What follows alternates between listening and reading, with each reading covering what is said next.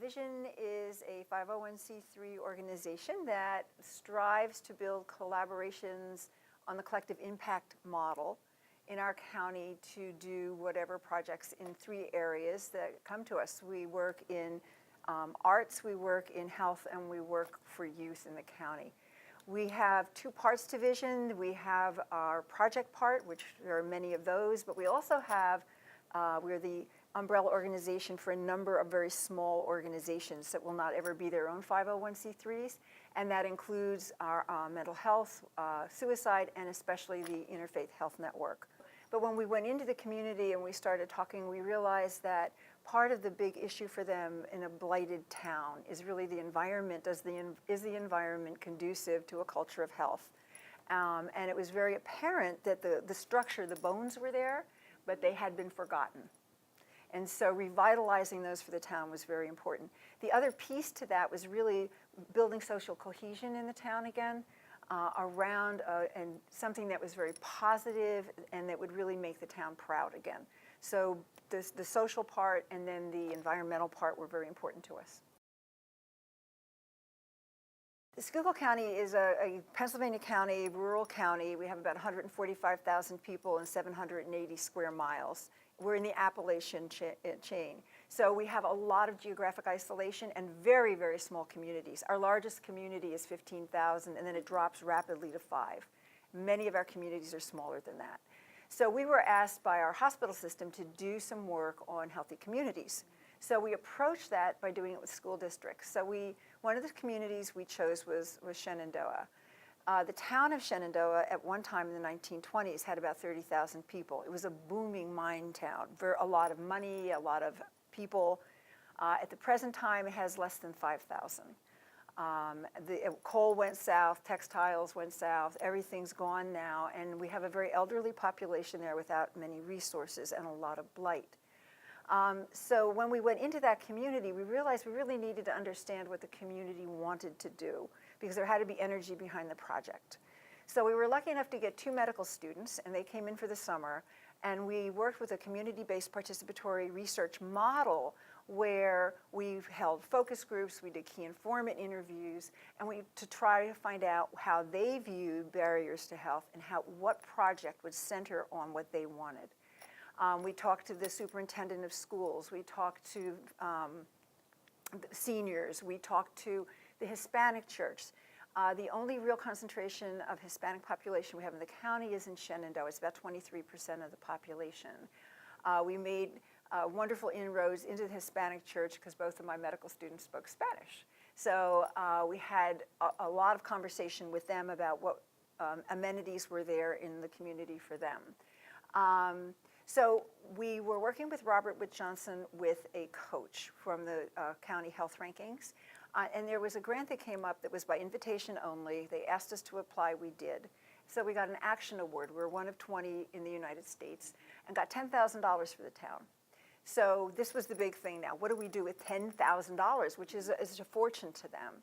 So when the students had finished all of the community-based participatory research, we had a town session. We had about 30 people come.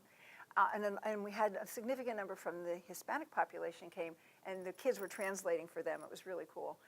And they played back what they had said as far as health perceptions and barriers.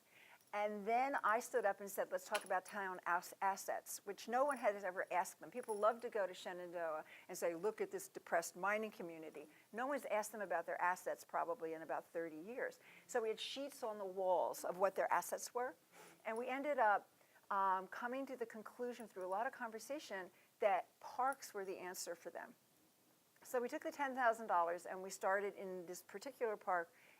About 50, 60 kids play there at night on really horrendous old equipment.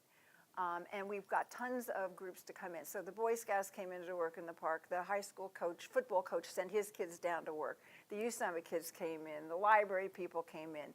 We had volunteers from everywhere come in to work on the park. And our goal was to get as many community members as possible to work on the park because then they own it. The Hispanic women at the church had a food sale and raised $1,000. People really got behind this.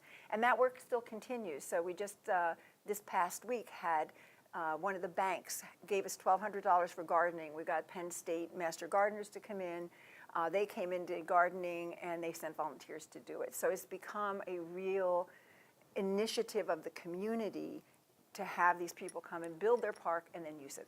So one of the very basic ones was like the playground. There's supposed to be mulch on playground. There wasn't. So these kids were coming off sliding boards and landing on rock. So we did a big mulching project. We had these mountains of mulch that were delivered, and we had guys with wheelbarrows, you know. It was really quite fun, but it was also a lot of sweaty work getting the mulch down. We have, with our Hispanic group, when we would go to the church, we would meet the kids and the families. When we did the Hispanic work, it was always the families that came to talk. It was never any individual. So they would come after church, and they would always bring their kids. So we would have big bowls of fruit and water, and we would just sit around and talk, and the kids had very strong opinions. It was really cool. So we would say, what do you want in the park? And the kids would all say, we want a soccer field. We have baseball. We don't play baseball so much, we play soccer, and there's no soccer field here for us. So we got soccer nets for the kids, and that was just wonderful for them. The mothers want a walking trail. We're still working on that. They specifically asked, there's a playground area in the park, and they want a ringed walking trail around that so they can watch their kids, but they can still do walking. So there's more projects to come. Partners that came to the T-ball.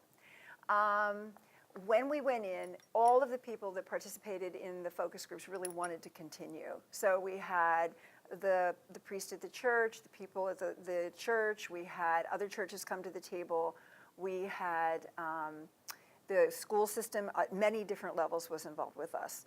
The economic development group downtown, the executive director, and that whole group was involved with us. We reported out to the Chamber of Commerce, so we had businesses in with us. We had maternal and family services. We had Penn State extensions. We had master gardeners. We had the library. We had and random members of the community. We had this young man who was trying to reorganize community events that had stopped, so he joined us.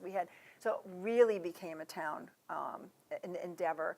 One of the really cool things that happened in Pennsylvania, our fire companies are volunteer.